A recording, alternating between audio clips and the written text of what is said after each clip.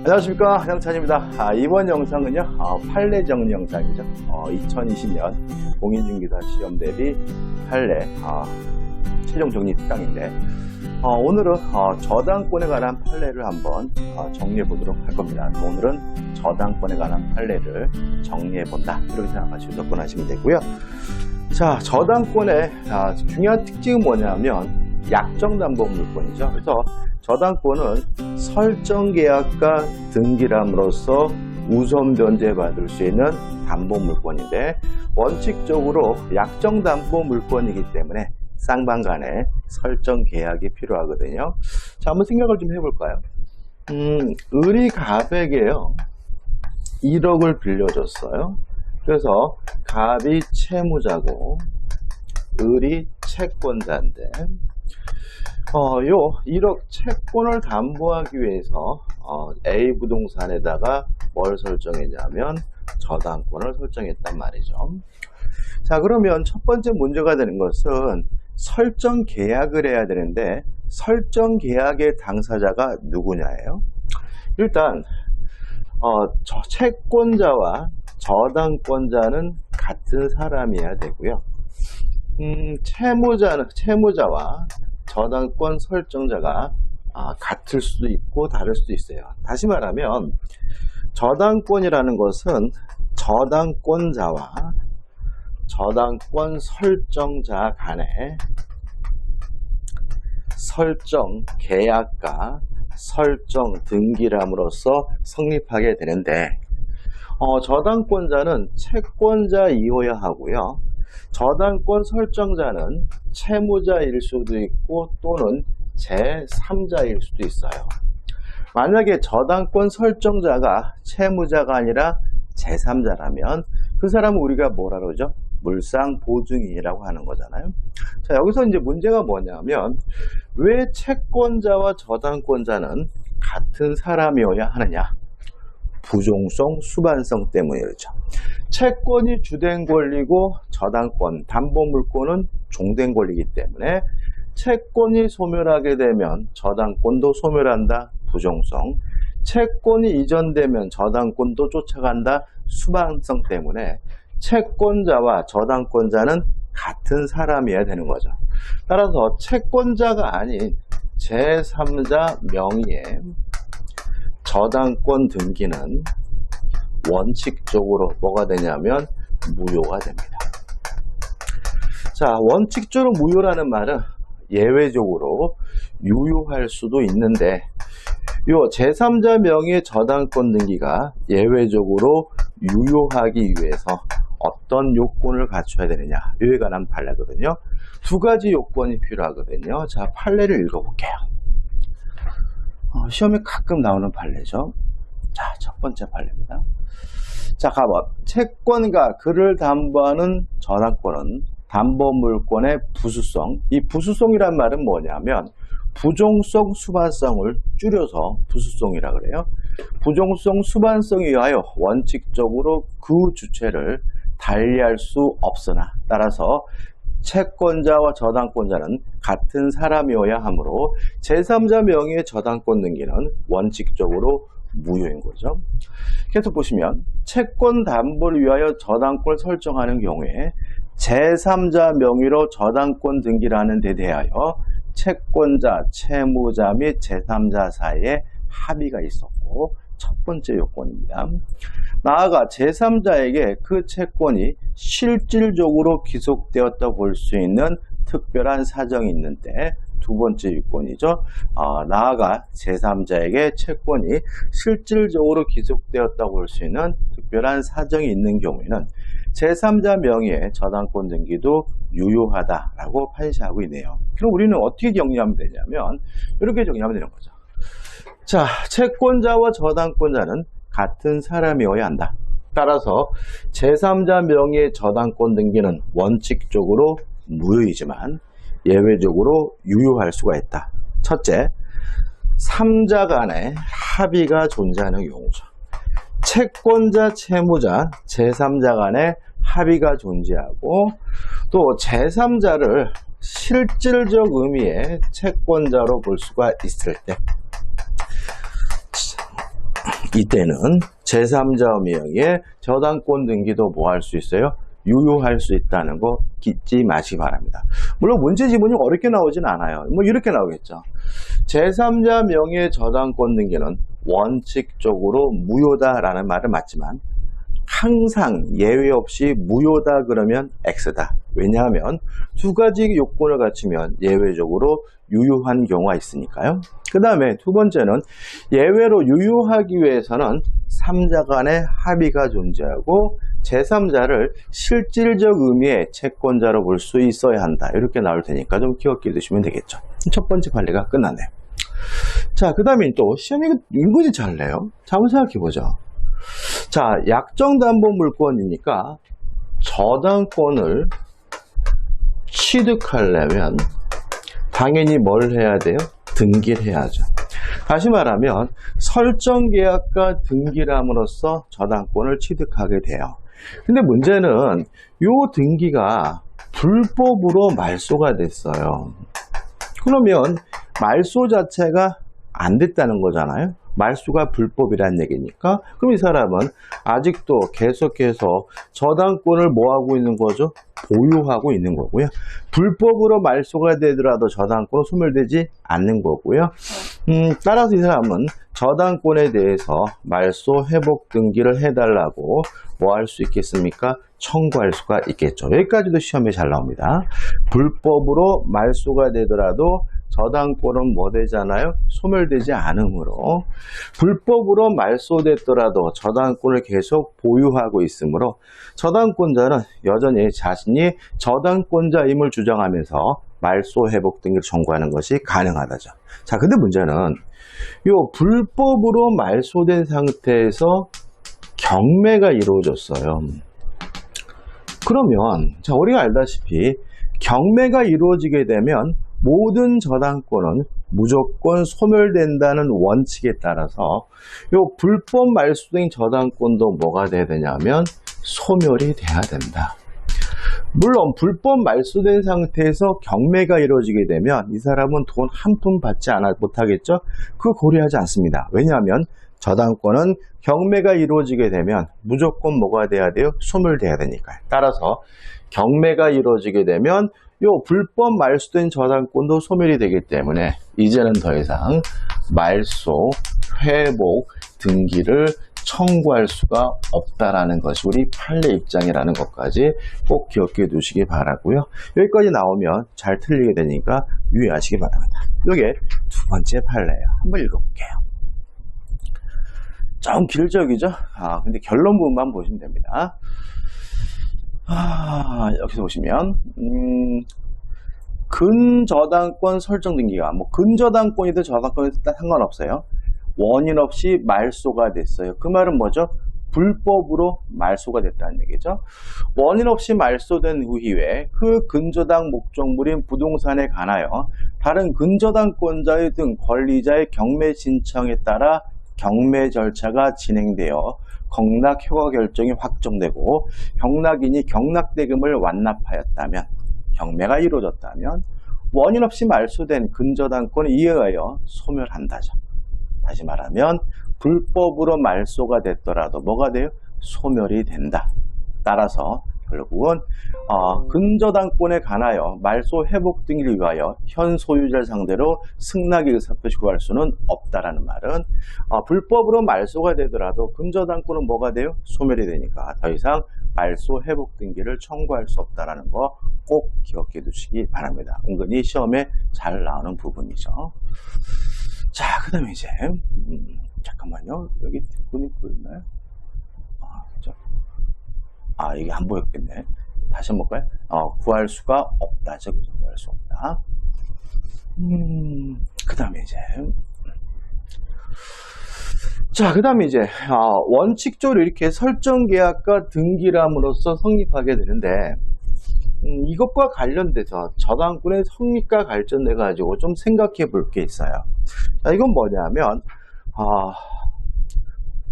부동산 건물 신축 공사 수급인의 저당권 설정 청구권이라는 게 있습니다. 자, 이런 겁니다. 갑이라는 사람이 을과 도급 계약을 해서 수급이니 건설업자가 열심히 건물을 신축했어요. 그래서 요 도급인이 만약에 요 건물에 대해서 소유권을 취득했다면 소유권을 취득했는데도 불구하고 갑이 공사대금을 안 줘요. 이때 을은 갑에게 저당권을 설정해 달라고 뭐 할 수 있냐면 청구할 수가 있어요. 이런 거 우리가 뭐라 그러냐면 부동산 공사 수급인의 저당권 설정 청구권이라고 합니다. 조심할 것은 이 저당권 설정 청구권은 형성권이 아니에요. 따라서 을이 갑에게 저당권을 설정하는 순간 을에게 저당권이 성립되는 것은 아니고요. 요 설정 청구라고 갑으로부터 승낙을 얻어서 설정 등기까지 해야지 비로소 을이 저당권을 취득하게 된다는 거 주의하시기 바라고요. 근데 이 판에는 어떤 문제냐면 자유로운 문제가 아닙니다. 자, 지어볼게요. 자, 갑이 을에게 도급을 줘서 을이 건물을 신축을 해야 되는데 을이 병에게 하도급을 줬어요. 이거 그러면 이제 우리가 이 병을 하수급인이라고 하거든요. 결과적으로 일한 사람은 누군 거죠? 을이 한 것이 아니라 병이 한 거죠. 그래서 병이 열심히 건물을 신축해 줬는데 문제는 건물의 소유권을 수급인이 취득을 했어요. 누가 소유권을요? 갑이 소유권을 취득한 것이 아니라 수급인이 소유권을 취득했어요. 이런 도급계약에 따른 소유권의 규정 문제는 도급이라는 편에서 우리가 공부를 해야 되는데 도급은 시험 범위가 아니기 때문에 제가 이 부분은 설명드리지 않아요. 그냥 우리는 요 도급계약에 대해서는 시험 범위가 아니니까 을이 소급인이 소유권을 취득했다 그러면 그런가 보다 하는 거예요. 그죠? 자, 을이 소유권을 취득했습니다. 요랬을 때 요 하수급인도 수급인에게 저당권을 설정해 달라고 청구할 수가 있느냐? 요 문제에 대해서 우리 판례는 있다 그랬을까요? 없다 그랬을까요? 그죠? 판례를 보죠. 질문을 안 드리고 그냥 하려니까 또 심심한데요. 자, 답은 판례입니다. 건물 신축 공사에 관한 도급 계약에서 수급인이 자기의 노력과 출제로 건물을 완성하여 소유권이 수급인에게 기소된 경우죠. 그래서 전제가 뭐냐면 소유권이 누구에게 기속이 됐어요? 수급인에게 기속된다는 걸 전제하는 거죠. 수급인으로부터 건물 신축 공사 중 일부를 도급받아 하수급인도 수급인에 대하여 민법 제660조에 따른 66조에 따른 저당권 설정 청구권을 가진다. 다시 말하면 하도급이 이루어졌고 수급인이 만약에 소유권을 취득했다면 그때는 뭐 할 수 있는 거죠? 요 하수급인이 수급인에게 저당권 설정을 해달라고 청구할 수 있다는 거 기억해 두시기 바라고, 다시 말하면 원칙적으로 수급인이 도급인에게 저당권 설정을 청구하는 것이지만 만약에 그 건물의 소유권을 누가 취득했어요? 수급인이 취득했다면 하수급인도 수급인에게 저당권 설정을 청구하는 것이 가능하다라고 판시하고 있으니까 결론만 좀 기억해 두시기 바랍니다.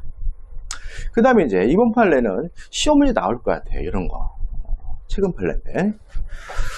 자, 한번 생각해 보죠. 이 판례는. 을이 갑에게요, 1억을 빌려주고 1억 채권을 담보하기 위해서 A 부동산에다가 저당권을 설정했는데 이 저당권이 채무자 소유가 아니라 병의 소유예요. 이렇게 저당권 설정자는 채무자일 수도 있고 제3자, 다른 사람일 수도 있는데 만약에 채무자가 아닌 다른 사람이 저당권 설정자라면 이 사람을 우리가 뭐라 그러죠? 물상보증인이라고 하는 거죠. 자, 근데 문제는 요 갑이 돈을 갚질 않았어요.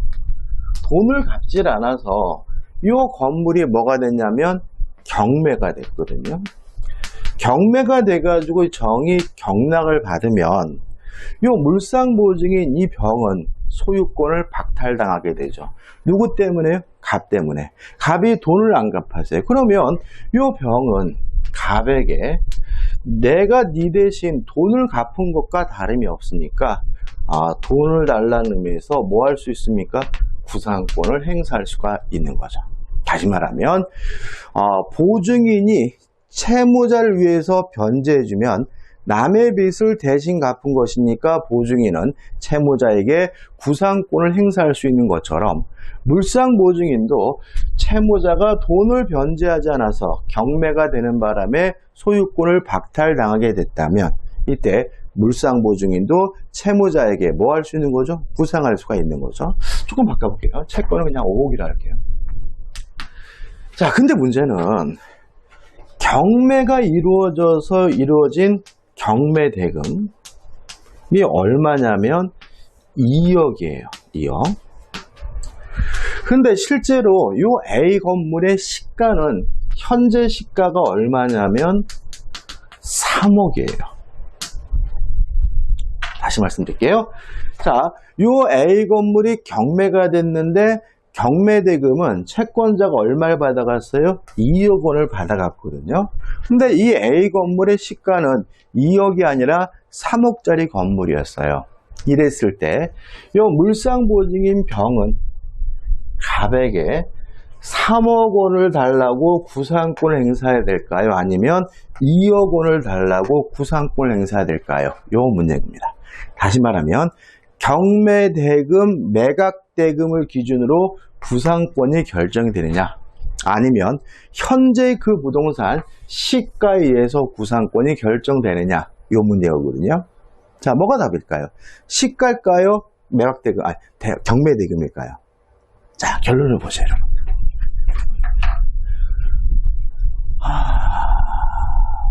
자, 1번은 뭐 구상할 수 있다, 뭐 이런 거니까, 물상보증이 구상권이 있다, 이 정도고. 2번입니다.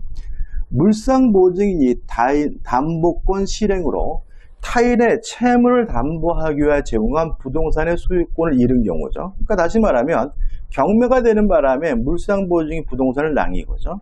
물상보증인이 채무자에게 구상할 수 있는 범위는 특별한 사정이 없는 한 담보권 실행으로 부동산의 소유권을 잃게 된 때, 즉 매수인이 매각대금을 다 낸 때의 부동산 시가를 기준으로 하고 매각대금을 기준으로 할 것은 아니다라는 말은 경매대금이 구상금액의 기준금액이 아니라 그 경매될 당시, 즉 경락인이 경락대금을 다 낼 당시에 부동산 시가가 구상권의 청구 금액이라는 거죠.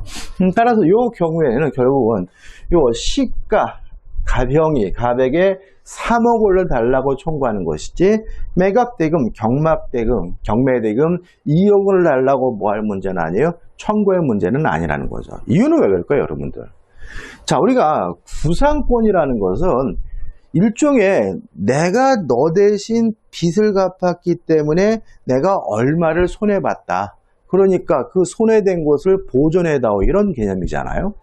근데 이 경매가 이루어져서 경매대금이 2억인데 시가가 3억이라면 병이 실질적으로 피해를 본 금액은 2억이 아니라 뭐인 거죠? 3억이라는 거죠. 자, 결론을 기억해 두십시다. 자, 물상보증이 채무자에게 구상권을 행사할 수가 있는데 그 구상권 행사되는 기준금액은 경매대금, 매각대금이 아니라 그 당시에 부동산 시가가 구상권의 청구 금액이 된다는 거 꼭 기억해 두시기 바라고요. 이거는 결론을 기억해 두시면 아주 쉽게 접근할 수 있는 부분이니까 꼭 기억해 두시기 바랍니다. 자, 그 다음에 이제 저당권의 효력인데 저당권의 효력은 부합물에도 미치고 종물에도 미칩니다. 따라서 저당권의 효력은 종된 권리에도 미치는 거죠. 예를 들어서 땅이 갑의 것이고 건물이 을의 것이에요. 그러면 을은 남의 땅 위에 땅을 가지고 있으니까 토지 사용권이 있겠죠. 그것이 지상권일 수도 있고 임차권일 수도 있는데 이런 상태에서 건물의 저당권이 설정이 됐다면 이 건물의 저당권이 종된 권리인 지상권 임차권에도 미친다. 따라서 저당권자가 경매를 실행해가지고 경매가 이루어지게 되면 경락인은 건물의 소유권뿐만 아니라 토지 사용권까지 당연히 저당권에게 어떻게 미치는 거죠. 토지 사용권까지 취득하겠죠. 다시 말하면 건물에 설정된 저당권은 토지 사용권인 지상권에도 미칩니다. 따라서 경락을 받은 사람은 건물에 관한 소유권뿐만 아니라 토지 사용권인 지상권도 자동으로 등기 없이 경락대금을 완납하는 순간 취득하게 되는 거죠. 마찬가지로 아파트를 경매받았어요. 그러면 아파트 집합 건물의 토지 사용권인 대지 사용권에도 저당권의 효력이 미치기 때문에 경락을 받은 사람은 아파트 전유 부분에 대한 소유권뿐만 아니라 대지 사용권 당연히 뭐예요? 취득하게 된다. 물론 그 대지 사용권이 소유권이든 지상권이든 따지지는 않습니다.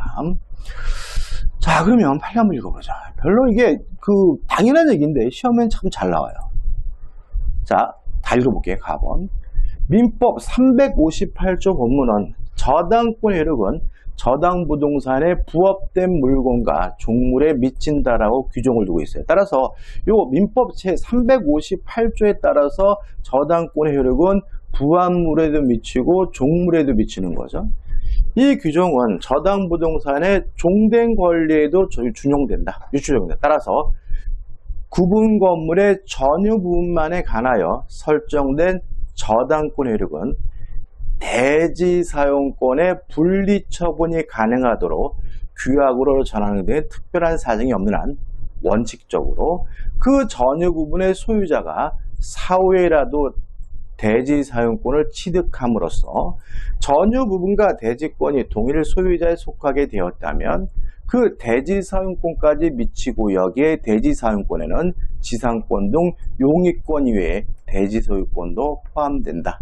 다시 말하면 전유 부분에 설정된 저당권은 대지 사용권에도 미치므로 그 구분 소유자가 나중에 대지 사용권을 취득하더라도 당연히 저당권에게 미친다는 거죠. 따라서 경락을 받은 사람은 건물의 전유 부분에 대한 소유권뿐만 아니라 대지 사용권과 함께 취득하게 된다는 거 꼭 기억해 두시기 바랍니다. 아무튼 집합 건물의 전유 부분과 대지 사용권은 뭐가 있죠? 일체성이 있는 거죠. 그 다음에 문제가 되는 것은 뭐냐면 중축된 부분이죠. 자, 1층 건물이 있는데 요 1층 건물에 저당권이 설정이 됐어요. 그리고 나서 이것이 중축이 됐습니다.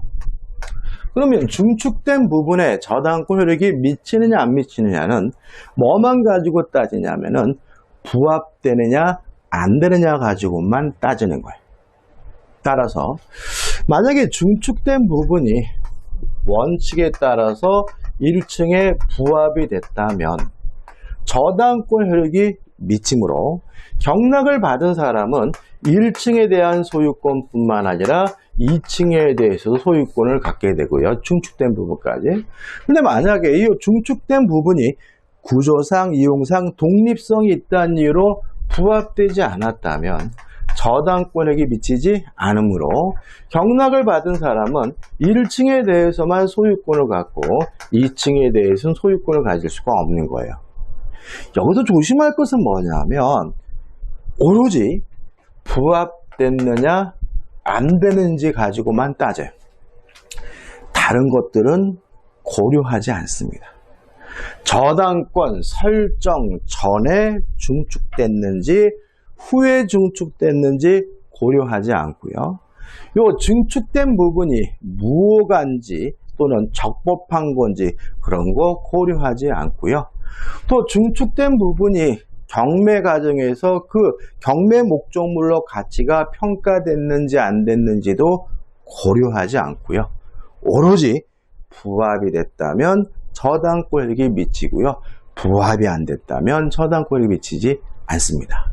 그러면 결론만 읽으면 되겠죠. 어떻게 제가 그냥 간단한 판례를 뽑아놨어요. 저당권 설정 당시의 건물을 대수리함과 동시에 일부를 중축을 했어요. 동일성이 유지되는 경우라는 말은 이게 뭐 됐다는 거예요? 원래 부동산에 부합됐다는 거고요. 부합됐다면 저당권에게 미쳐요. 근데 만약에 구조상, 이용상 독립성이 있어서 부합되지 않았다면 저당권에게 미치지 않고요. 다른 것들은 고려하지 않는다 그랬죠. 그죠? 따라 4번 판례. 건물이 중축된 경우에 중축 부분이 본래 건물에 부합되어 본래 건물과 분리하여서는 전혀 별개의 독립물로서 효용을 갖지 않는다면이죠. 그러면 본래 건물에 부합이 됐다면 다른 건 고려하지 않고 뭐가 된 거죠? 저당권에게 미치는 거죠. 저당권 설정 전인지 후인지 따지지 않고 무효가인지 불법인지 따지지 않고요. 경매 과정에서 경매 목적물로 평가됐는지 안 됐는지도 고려하지 않아요. 계속 보시면 위 중축 부분에 관하여 별도로 보전 등기가 격려되었고 부합됐습니다. 본래 건물에 대한 경매 절차에서 경매 목적물로 평가되지 아니었다 할지라도 경락인은 그 부합된 중축 부분의 소유권을 취득한다 이렇게 되는 거죠. 오로지 부합되느냐 안 되느냐 가지고만 판단합니다. 물론 시험 문제에서 증축된 부분이 경매 목적물로 평가되지 않았다면 경락인은 중축 부분의 소유권을 취득할 수 없다. 그럼 뭐가 돼요? X가 되고 그런 건 고려하지 않고 오로지 뭐만 가지고요? 부합됐는지 안 됐는지를 가지고 따진다는 거 잊지 마시기 바랍니다. 자, 그 다음에 이제 물상대위에 관한 판례를 볼 건데요. 이 판례는 뭐 결론은 아주 간단합니다. 간단하게 좀 설명을 드리면 이런 거죠. 을이 갑에게 1억을 빌려주고요. 1억 채권을 담보하기 위해서 갑소유 A 부동산에다가 저당권을 설정했는데 이 저당 목적물이요. 멸실, 훼손, 공용 징수가 됐어요. 자, 이런 일이 벌어지게 되면 저당권은 소멸될 위험에 처하고요. 그래서 우리 민법은 이러한 저당권자를 보호할 필요가 있는 거죠. 근데 이 멸실, 훼손, 공용 징수가 되면 가치 변형물이 생깁니다. 뭐 보험금이나 작년에는 보험금이 나왔죠. 아니면 손해배상금, 아니면 수용보상금인 거죠. 이런 가치 변형물에 대해서 지급 또는 인도 전에 압류를 했다면 저당권은 소멸되지 않고 이 가치 변형물에 계속해서 그 효과를 미치게 되는데 이걸 우리가 뭐라 그러냐면 물상대위라고 하는 거죠. 자, 물상대위에서 주의하실 점은 첫째, 물상대위가 인정되는 권리는 저당권뿐만 아니라 전세권자에게도 물상대위가 인정되지만 유치권자에게는 물상대위가 인정되지 않는다. 두 번째, 저당권이 소멸될 위험에 처해야지만 물상대위가 인정된다. 따라서 매매가 되더라도 저당권은 소멸될 위험이 없으므로 매매 대금에 대해서는 물상대위가 인정되지 않는다는 거 잊지 마셔야 되고요. 마지막 세 번째, 지급 또는 인도 전에 압류를 해야 되는데 이 압류를 꼭 저당권자, 채권자가 압류를 해야 되느냐 아니면 제3자가 압류하면 안 되느냐 이 문제인 거거든요. 자, 우리 판례는 결론이 이렇습니다.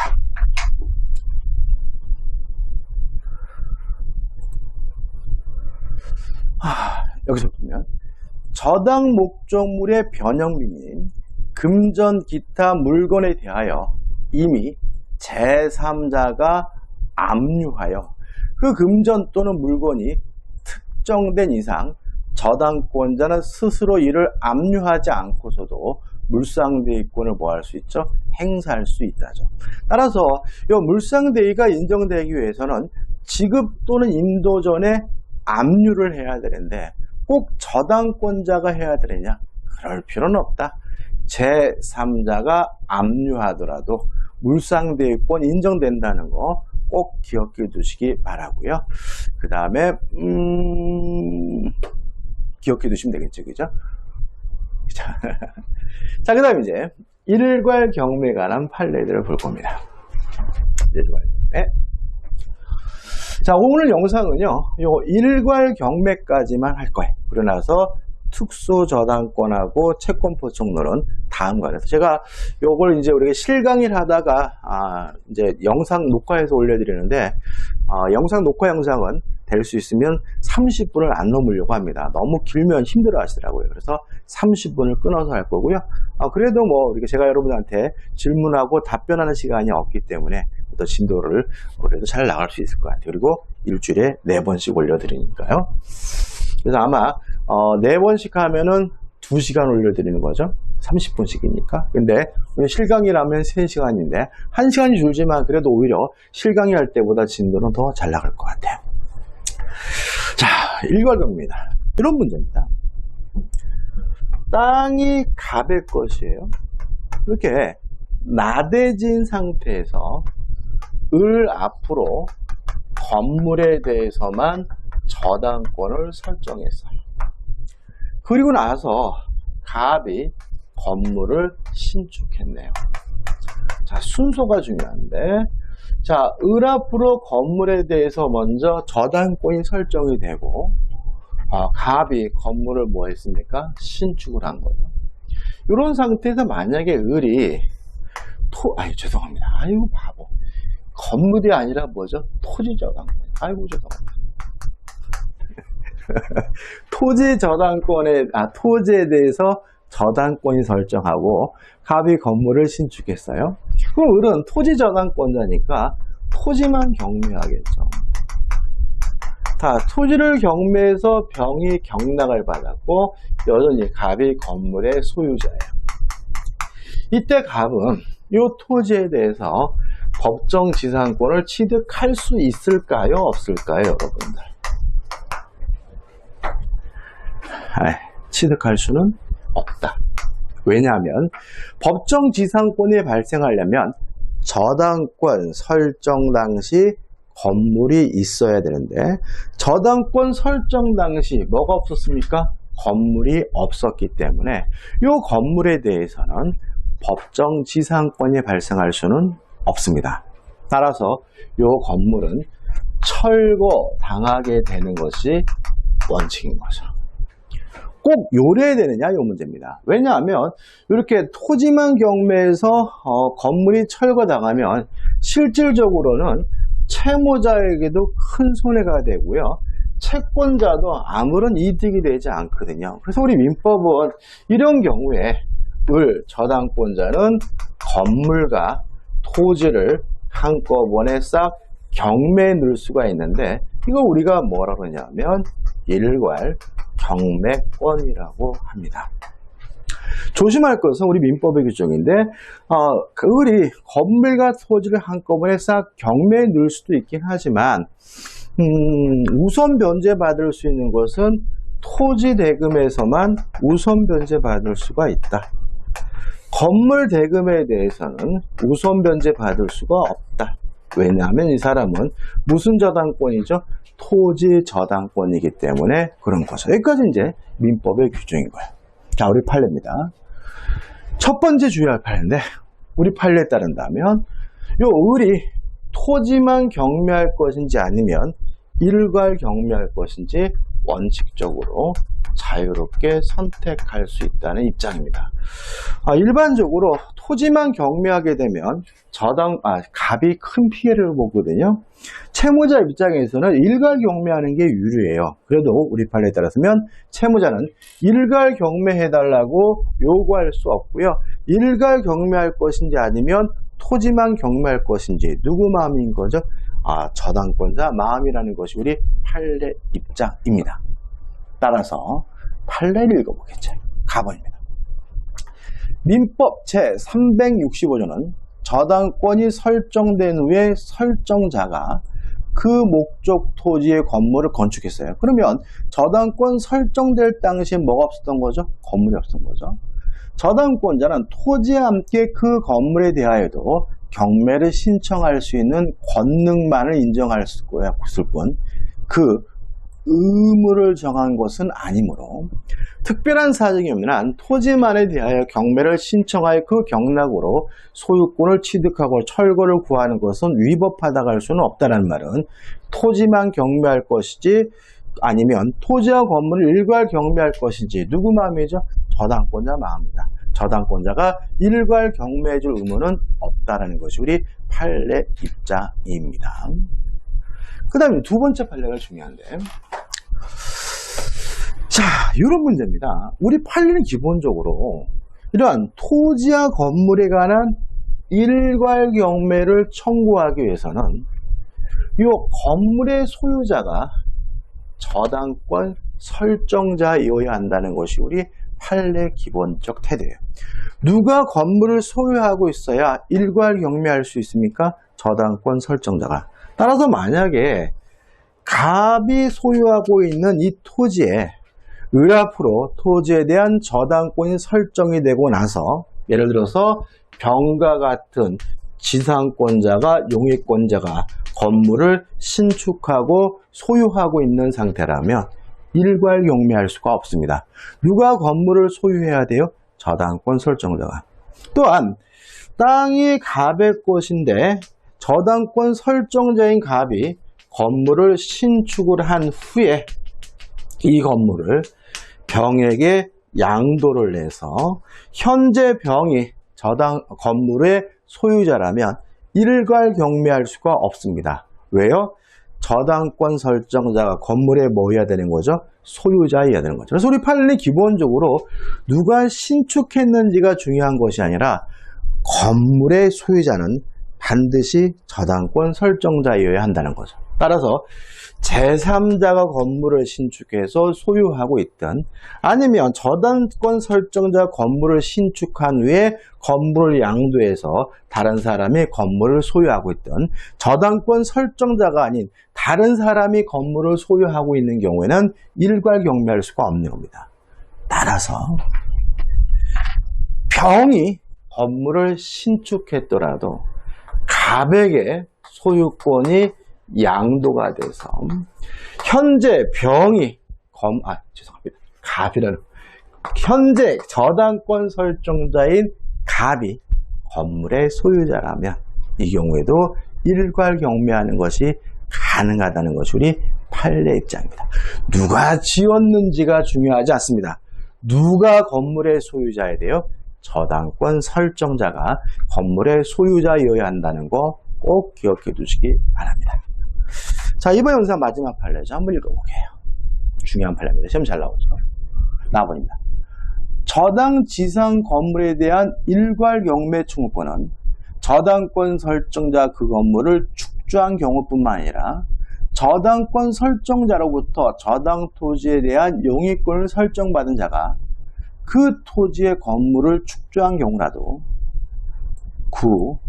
저당권 설정자가 그 건물의 소유권을 취득한 경우에는 저당권자는 토지와 함께 그 건물에 대하여 경매를 청구할 수 있다라고 판시하고 있습니다. 다시 한번요. 누가 건물을 신축했든지 누가 건물의 소유자야 됩니까? 저당권 설정자가 건물의 소유자이어야지만 일괄 경매할 수 있다는 것이 우리 판례 입장이라는 거 잊지 마시기 바랍니다. 자, 이번 영상은 여기까지입니다. 이제 다음 영상에서 특수 저당권에 관한 판례들을 볼 거고요. 근저당, 공동저당이죠. 그래서 좀 근저당하고 공동저당에 대한 판례를 좀 어려워하시는 분들이 계시는데 그렇게 어렵게 생각하지 마시고요. 이 영상이 도움이 되셨다면 구독, 좋아요 부탁드리겠습니다. 고맙습니다.